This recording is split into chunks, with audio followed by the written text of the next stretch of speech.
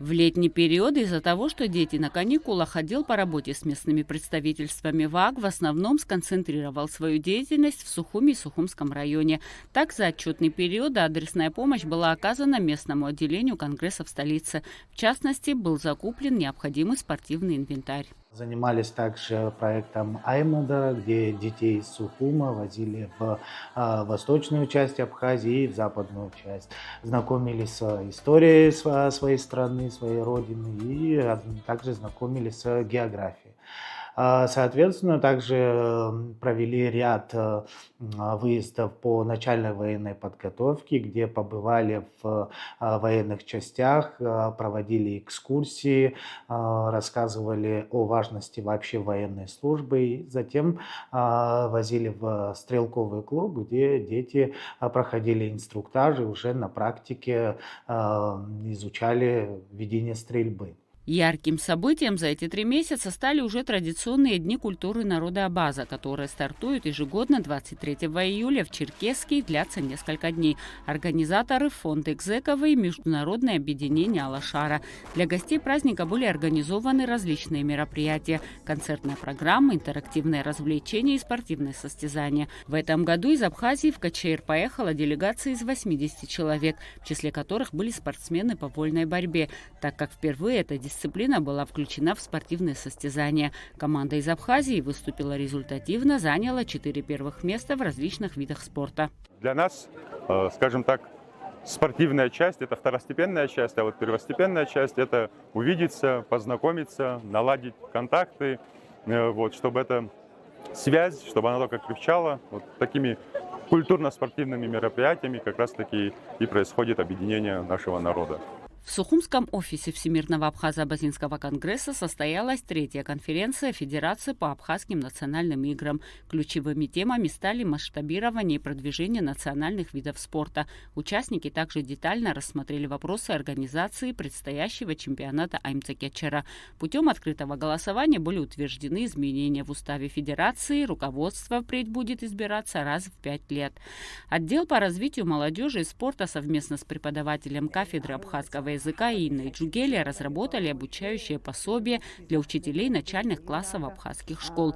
Более 1000 экземпляров специального материала были розданы школам. Такой формат красочных информационных обучающих карточек стал незаменимым пособием для учителей, и они попросили продолжить их издание, но уже в немного измененном формате.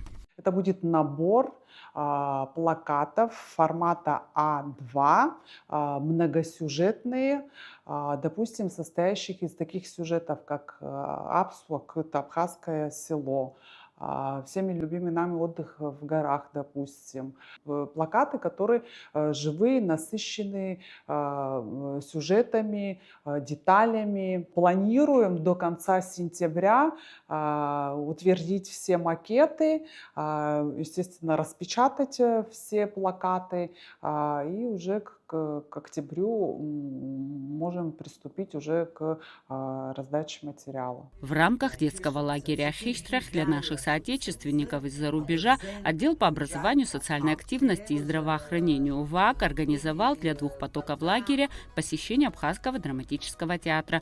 Детей провели по зданию театра, рассказали его историю, ознакомились с репертуаром.